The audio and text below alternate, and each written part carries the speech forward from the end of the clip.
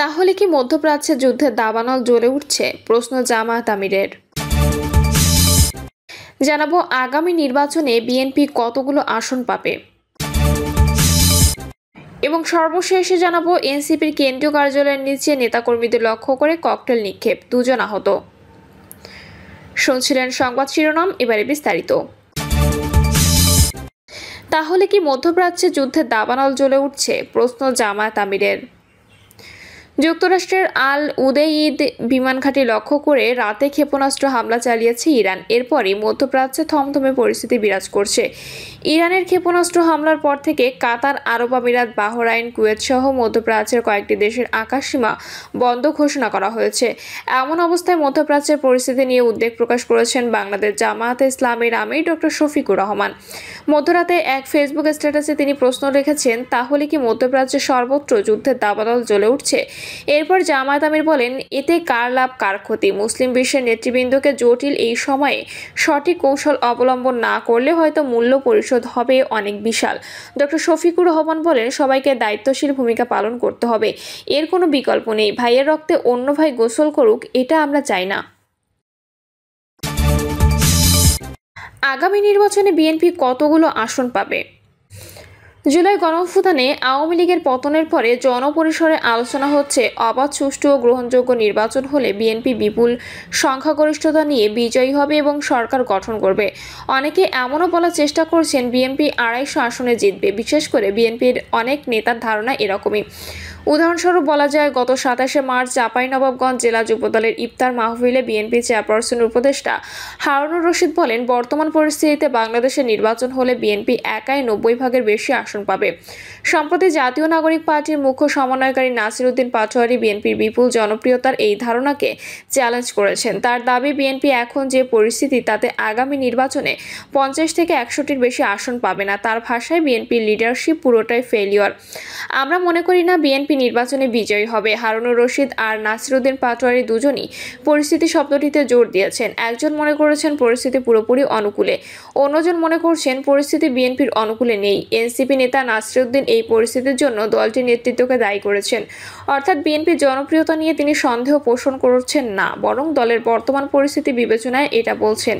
বিএনপির বর্তমান পরিস্থিতি কেমন সেটা গণমাধ্যমে চোখ রাখলেই বোঝা যায়। আওয়ামী লীগের পতনের পর থেকে সারা দেশে তাদের বিরুদ্ধে দখলবাজি, চাঁদাবাজি, অভ্যন্তরীণ কোন্দলে, খুন ও সংঘর্ষের যেসব খবর প্রতিনিয়ত সংবাদ শিরোনাম হচ্ছে, তাতে সাধারণ মানুষকে বলতে শোনা যায়, সরকার গঠনের আগেই এই অবস্থা, সরকার গঠন হলে কি করবে? দলের শীর্ষ নেতা তারেক রহমান বরাবরই এসব কর্মকাণ্ডের বিরুদ্ধে নেতাকর্মীদের সতর্ক করেছেন। অনেকের বিরুদ্ধে ব্যবস্থাও নেওয়া হচ্ছে, কিন্তু এসব বন্ধ হচ্ছে না। বাস্তবতা হলো, বিএনপি নেতাকর্মীরা প্রায় 17 বছর ক্ষমতার বাইরে থাকায় আর্থিক, শারীরিক, মানসিক, সামাজিক, এমনকি পারিবারিকভাবেও ক্ষতিগ্রস্ত হয়েছেন। তাহলে কি এখন একসঙ্গে সবকিছু ক্ষতি পুষিয়ে নিতে চাচ্ছেন? তার চেয়ে বড় কথা, রাজনৈতিক দলগুলোর নেতাকর্মীরা দলের জন্য কাজ করার বিনিময়ে কি পাবেন? মূলধারার কোনো দলেরই সেই পরিকল্পনা নেই, 2-1টি ছাড়া। অর্থাৎ দলের নেতাকর্মীরা দলের জন্য কাজ করেন মূলত পদ, পদবি, ঠিকাদারি, চাঁদাবাজি ইত্যাদির লাইসেন্স পাওয়ার জন্য। অধিকাংশ দলেরই কোনো অর্থনৈতিক পরিকল্পনা নেই যে তাদের নেতাকর্মীরা দলের জন্য কাজ করার বিনিময়ে সম্মানজনক উপায়ে কি পাবেন। ফলে যখনই সুযোগ আসে তারা যে কোনো উপায়ে টাকা কামাতে ঝাঁপিয়ে পড়ে। প্রশ্ন হলো, বিএনপি 90% বেশি আসন পাবে, এ কথা হারুনুর রশিদ কিসের ভিত্তিতে বলেন? তারা জরিপ করেছেন। একইভাবে বিএনপি 50 থেকে 100টির বেশি আসন পাবে, এই কথা নাসির উদ্দিন ব্যক্তিগত ধারণা নাকি তার দলও এমনটা মনে করে? তারাই বা এই অঙ্ক কিভাবে জানলেন? মাঠ পর্যায়ে কোনো জরিপ চালিয়েছেন নাকি এটি নিতান্তই কথার কথা? বাংলাদেশে অতীতের নির্বাচনগুলো, বিশেষ করে তুলনামূলক ভালো ও কম বিতর্কিত 4টি নির্বাচনের পরিসংখ্যান বিশ্লেষণ করে দেশের বড় দুটি দল বিএনপি ও আওয়ামী লীগের জনপ্রিয়তার একটা ধারণা পাওয়া যায়। যদিও 2008 সালের পরে গত 17 বছরে নদীর জল অনেক ঘোলা হয়েছে, রাজনীতি ও ক্ষমতা কাঠামোর ব্যাপক পরিবর্তন হয়েছে। ফলে 1991 সাল থেকে 2008 সালের নির্বাচনের ফলাফল দিয়ে বর্তমান রাজনৈতিক দলগুলোর জনপ্রিয়তা যাচাই করা যাবে কিনা সেটি বিরাট প্রশ্ন। তারপরে একটা মোটামুটি ধারণা পাওয়ার জন্য পরিসংখ্যান চোখ বোলানো যাক। 1991 সালে নির্বাচনে বিএনপি জয়ী হয় 140টি আসনে, ভোট পায় 30.8%। আওয়ামী লীগ জয়ী হয় 88টি আসনে, ভোট পায় 30.1%। 1996 সালে সপ্তম জাতীয় সংসদ নির্বাচনে আওয়ামী লীগ জয়ী হয় 146টি আসনে, ভোট পায় 37.44%। বিএনপি জয়ী হয় 116টি আসনে, ভোট পায় 33.60%। 2001 সালে নির্বাচনে বিএনপি জয়ী হয় 193টি আসনে, ভোট পায় 41.1%। আওয়ামী লীগ জয়ী হয় 62টি আসনে, ভোট পায় 40.2%।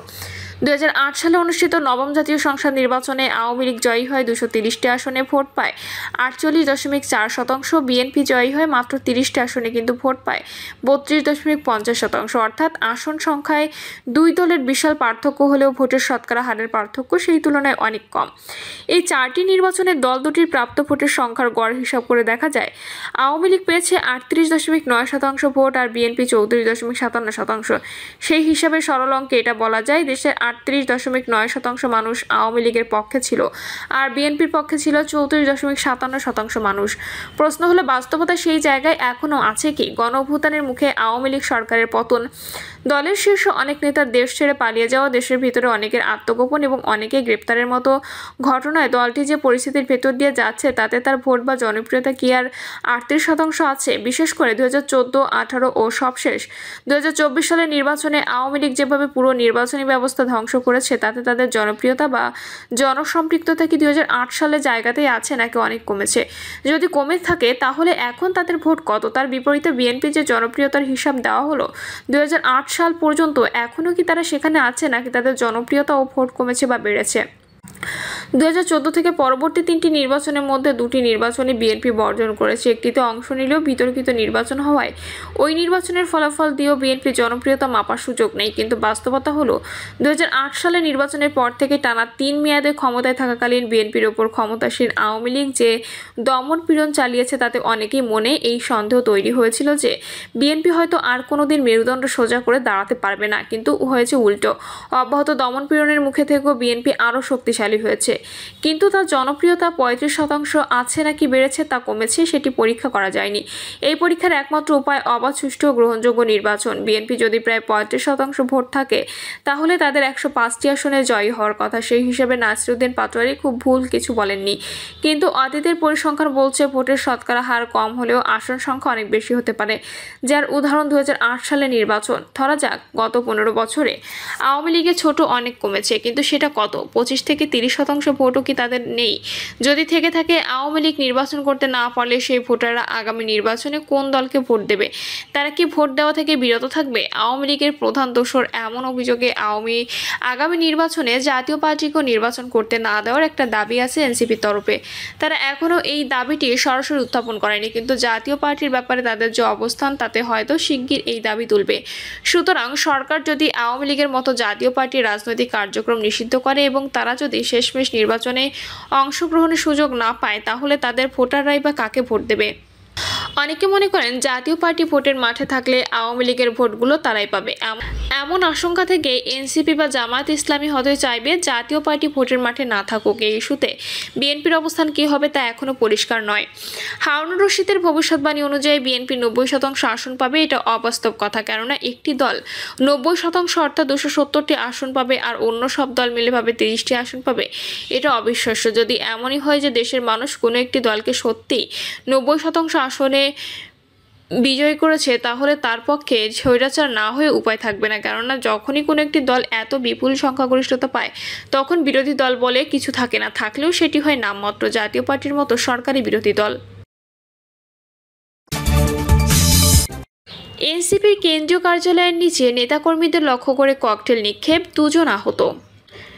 রাজধানীর বাংলা মোটরে জাতীয় নাগরিক পার্টির অস্থায়ী কেন্দ্রীয় কার্যালয়ের নিচে দলটির নেতাকর্মীদের লক্ষ্য করে ককটেল নিক্ষেপ করা হয়েছে। ককটেল বিস্ফোরিত হয়ে অন্তত 2 জন আহত হয়েছেন বলে এনসিপির পক্ষ থেকে জানানো হয়েছে। এনসিপির ভাষ্যমতে রাত 10:40 বাংলা মোটরের রূপায়ণ ট্রেড সেন্টারের সামনে এই ককটেল হামলার ঘটনা ঘটে। রূপায়ণ ট্রেড সেন্টারের 16 তলায় এনসিপির অস্থায়ী কার্যালয়। ঘটনার বিষয়ে এনসিপির জ্যেষ্ঠ যুগ্ম আহ্বায়ক আরিফুল ইসলাম আদিব বলেন, এনসিপির সদস্য সচিব আক্তার হোসেন রূপায়ণ টাওয়ারের কার্যালয়ের নিচে নামলে তাকে ঘিরে 50 থেকে 60 জন লোক ছিলেন। বাংলা মোটর মোড়ে সিগন্যাল ছাড়ার পর হঠাৎ সাদা রঙের একটা হাইসেল গাড়ি থেকে নেতাকর্মীদের লক্ষ্য করে একটি ককটেল ছুড়ে মারা হয়। ককটেল ছোড়ার সঙ্গে সঙ্গে গাড়িটি টান নিয়ে চলে যায়।